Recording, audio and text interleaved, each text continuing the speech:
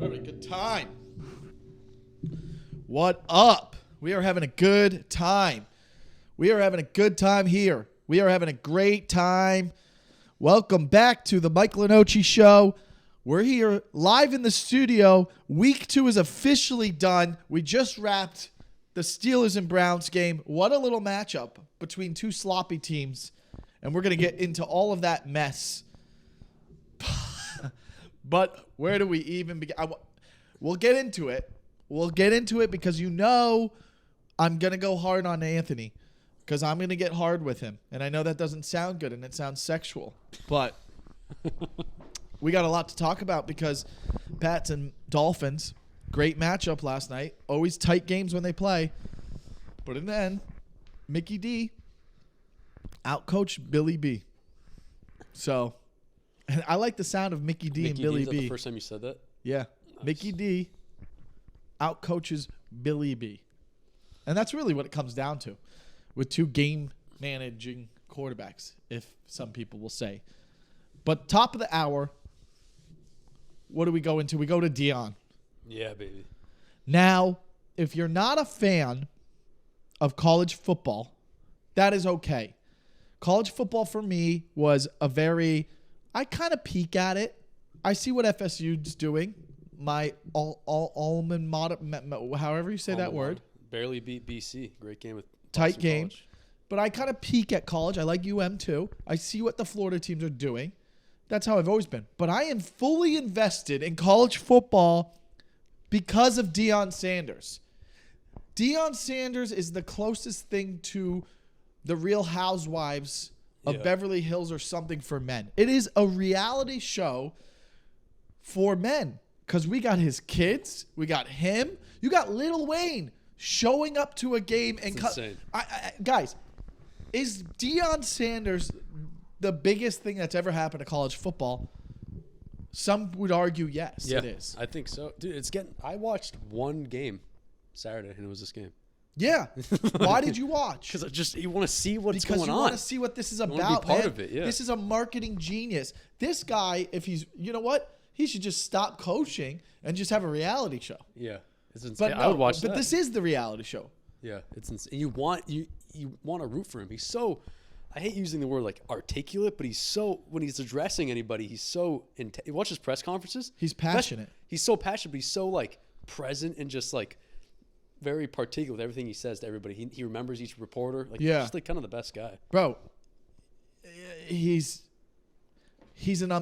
up there. I would argue that Deion Sanders is up there with Shaquille O'Neal as one of the greater humans in our lifetime. There's certain people who you're like, whoa, this is cool that we got to have this character of a human in our life. Shaq is hilarious. Yeah. Even if you don't like Shaq, you have to like him because you're like, God, this is crazy. Yeah. What this guy is. Deion was out of the picture for a few years, just doing kind of always involved in the NFL a little here and there. But he has fully taken over college football. And if I had to bet, there's certain future bets that are interesting. You can bet that Tiger Woods' son will win a championship, a PGA championship. Mm-hmm. You can place that bet now, and I think he's only like 12 years old. You could place a bet that he will win one before he's 24. That's a Vegas bet. Really? Yes. You can bet future bets like that. I will bet right now that Deion Sanders is going to win a national championship within the next 4 years. Oh, yeah. I would say it would happen next year. Yeah, he's 14. You know what I mean? I would say it would happen next year. It could, yeah. Now, but dude, this I could be the year because Alabama's in the NFL in a few years. Alabama's not even in the top 10. You got Texas. Texas could choke in the play. They could make a run this year. They're 19 now. They're not ranked now. Very I'm high. buying that as a false alarm. Them making the playoffs is a false alarm. But how do you do? They got to build. They got to just get a better schedule. Well, they play USC in 3 weeks. Yeah. So that's the test. So I mean, like, how bad does USC beat them? There's nobody is doubting. Everybody's on this Colorado thing, but nobody thinks they're beating USC. Let's not get out of hand. It's at home though. In Colorado. It's in Colorado. Next week they play, or not Oregon. This week. They have a bye week, and then they play Oregon. In Oregon.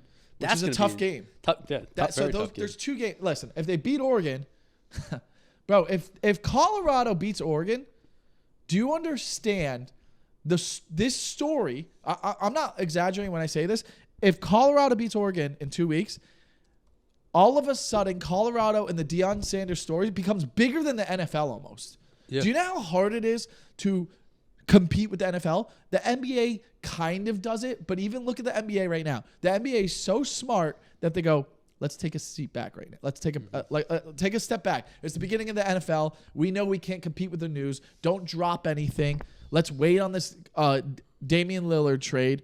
Like, hey, why are all... If you guys... Listen, you don't have to believe in... I don't believe that games are fixed in the NBA or NFL, but you better believe that it's an entertainment company, both of them. Yeah. They strategically will make roster move. Things are like, there's no reason the Damian Lillard thing can't happen. They're waiting.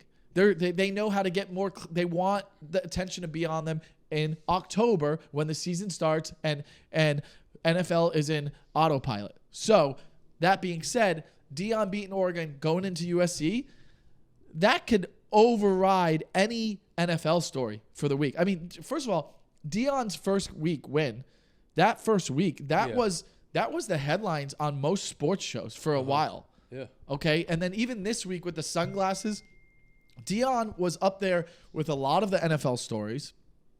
So if he beats Oregon, you'll see, man. And so next year, I guess you could see them going all the way because 100%. They go to the Big 12 next year. But they also are going to get transfers. Yeah. Because if you're a great athlete who's playing behind someone, you're like, I'll go play over there. Yeah. But dude, look at the rest of their schedule. So they got Oregon and USC, but then they just have the rest of the Pac-12, who's kind of good. I mean, Arizona State's kind of sucks. Stanford's not that great. But then they got UCLA, Oregon State. It's not easy. They got Washington State, Utah. These are all like... Listen, the under-over, I mean, they went 1-11 this year. No, people thought they would be like a 4-7 team or however many. But they thought Colorado would be that this year? Yeah. Wow. Nobody thought going in that they were going to be... I think their over-under, I don't know if you could still look it up, was probably like 4.5 or 5 wins. So the fact that they're already at 2-0, 3-0, 2-0. 3-0. They're at 3-0. They're 3-0. And now they're going to be ranked top 15. Tomorrow we wake up and they're going to be a top 15 team. That's crazy. And then they're going to get destroyed by USC. Let's not get out of hand. September 1st, guess what their over-under was? 4.5. 3.5. So 3.5. There you go.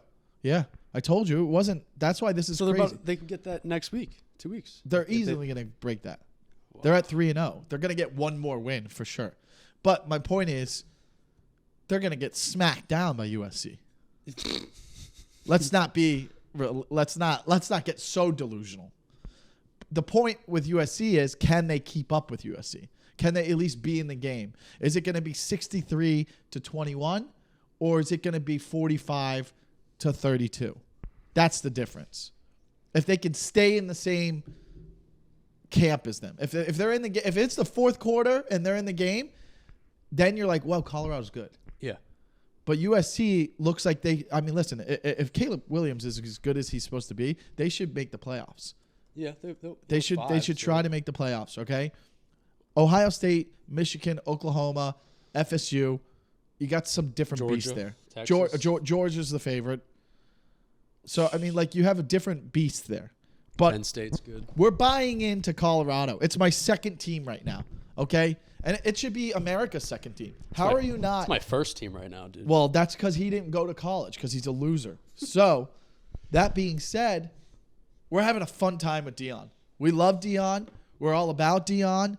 We're going to spend every week talking about Deion. If you're a part of this, if you want to be a part of this group that we call the Mike Lenoci Show, if you want to be a part of this channel, you got to like and subscribe right now because we're Deion fans. If you're a Deion, I might change the show to the Deion Sanders Show. I'm done. We should just change it to the Deion Sanders Show. This episode is called the Deion Sanders Show. Really? Maybe. I don't know. There's no rules, man. We can live however we want.